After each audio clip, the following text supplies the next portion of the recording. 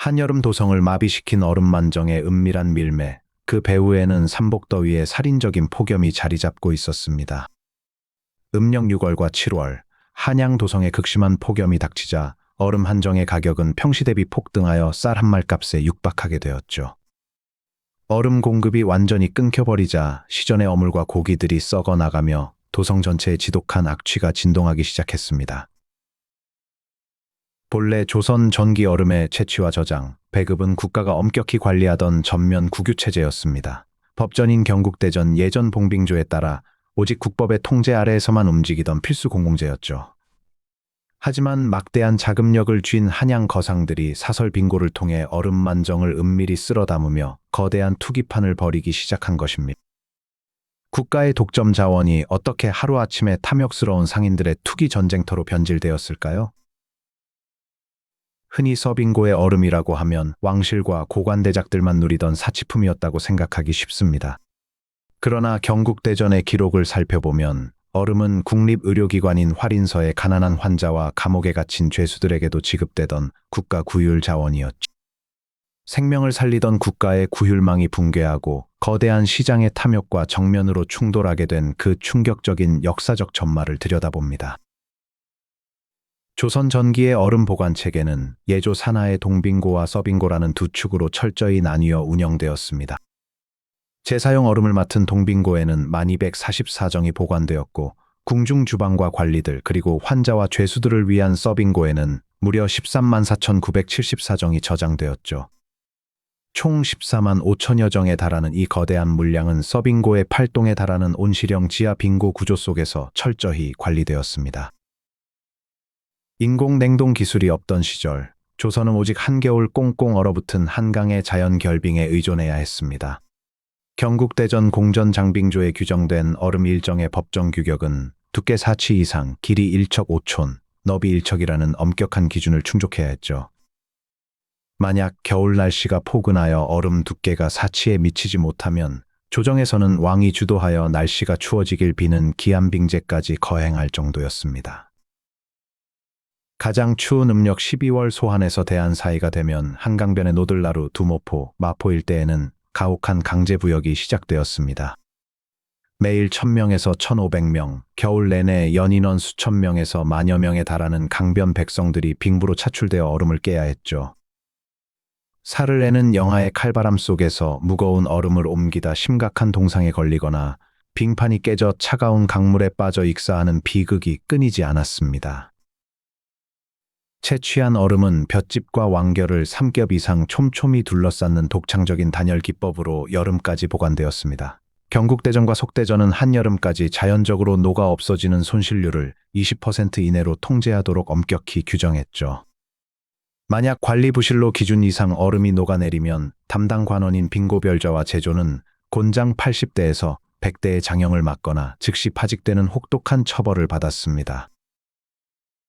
보관된 얼음은 음력 2월 춘분부터 10월 상강, 특히 가장 무더운 6월 삼복기간에 집중적으로 궁궐 밖으로 배급되었습니다. 종 2품 이상의 고위 문무백관과 70세 이상의 퇴직 당상관 등에게는 얼음 수령증 역할을 하는 나무패인 빙표가 지급되었죠. 하지만 일반 백성과 저잣거리 상인들에게는 국가의 얼음을 합법적으로 구할 수 있는 통로가 전혀 존재하지 않았습니다. 18세기 영조와 정조 연간에 이르러 한양의 인구가 급증하고 상품화폐 경제가 폭발적으로 성장하기 시작했습니다. 시전과 포구를 중심으로 상업이 번창하면서 신선도를 유지해야 하는 생선과 고기, 과일과 주류, 그리고 한약재 보관을 위한 민간의 얼음 수요가 폭증했죠. 한여름 도성의 식생활과 유통을 지탱하기 위해 민간 시장은 그 어느 때보다 막대한 얼음을 갈망하고 있었습니다. 그러나 국가가 운영하는 관빙고는 오직 합법적인 빈표를 가진 소수의 특권층에게만 얼음을 내어줄 뿐이었습니다. 팽창하는 거대한 민간 시장의 수요를 국영 시스템이 전혀 수용하지 못하는 제도적 공백이 발생한 것이죠. 물건이 상하는 것을 막아야 했던 신선식품 상인들의 치열한 얼음 확보 경쟁은 마침내 거대한 암시장을 태동시키는 도화선이 되었습니다. 이 틈을 타 은밀한 권력형 부패가 고개를 들기 시작했습니다. 무상으로 빙표를 지급받은 고급 관료들과 궁중 내시들이 거상과 시전 상인들에게 거액의 웃돈을 받고 표를 불법으로 팔아넘긴 것이죠. 심지어 서빙고를 지키던 관빙고 관리들마저 국고의 얼음을 몰래 빼돌려 사설 창고로 유통하며 암거래의 검은 배를 불렸습니다. 국가의 엄격한 금령을 뚫고 한강의 수운을 장악한 경강상인들이 본격적으로 얼음 사업에 뛰어들었습니다. 이들은 막강한 자본력을 바탕으로 서강과 마포, 용산 일대의 한강변에 30여 개소가 넘는 대규모 사설 얼음 창고인 사빙고를 비밀리에 구축했죠. 국가가 독점하던 얼음의 채취와 저장이 거대 민간 상업 자본의 손으로 넘어가기 시작한 결정적 순간이었습니다. 사빙고 업자들과 결탁한 상인들은 빙계라는 강력한 연합 카르텔을 결성하여 시장을 완전히 독점했습니다. 이들은 창고 일동당 무려 10,000정에 달하는 얼음을 겨울철에 싹쓸이하여 비축한 뒤 한여름이 될 때까지 방출을 고의로 미루었죠. 극심한 폭염으로 얼음이 절실해질 때까지 물량을 잠그며 인위적으로 가격을 폭등시키는 매점 매석, 즉 도고 행위를 자행한 것입니다. 겨울과 봄철 평상시 얼음 1정의 가격은 상평통보 4문에서 5문에 불과했습니다. 하지만 삼복더위와 가뭄 폭염이 도성을 덮치자 1정의 가격은 상평통보 1냥, 100문에서 2냥, 혹은 쌀 1대 2말 값으로 치솟았죠. 불과 몇 달 만에 가격이 최대 40배에서 50배까지 폭등하며 한양의 시장 질서는 완전히 붕괴되었습니다.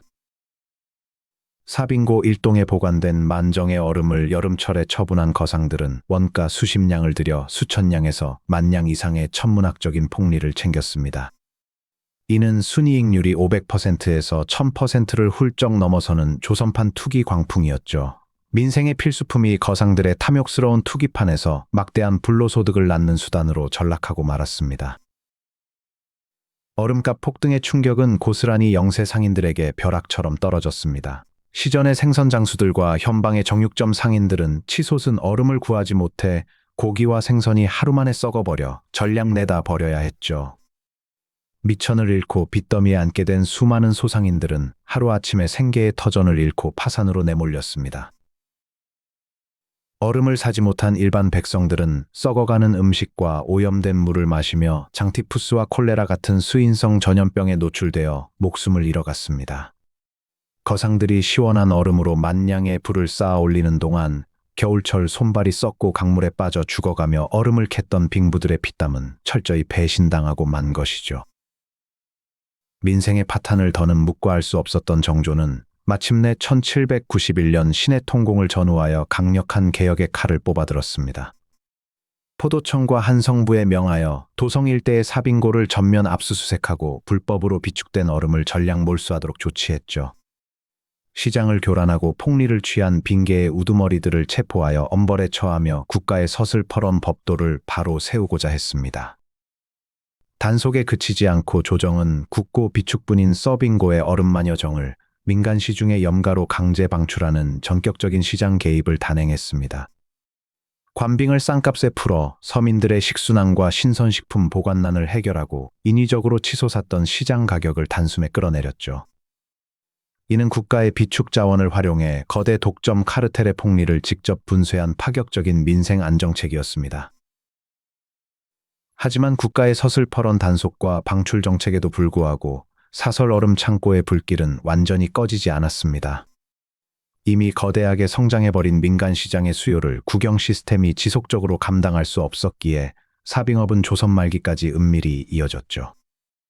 법률과 금령만으로는 팽창하는 시장 자본과 대중의 욕망을 완벽히 억제할 수 없다는 역사의 구조적 한계를 여실히 드러낸 대목입니다.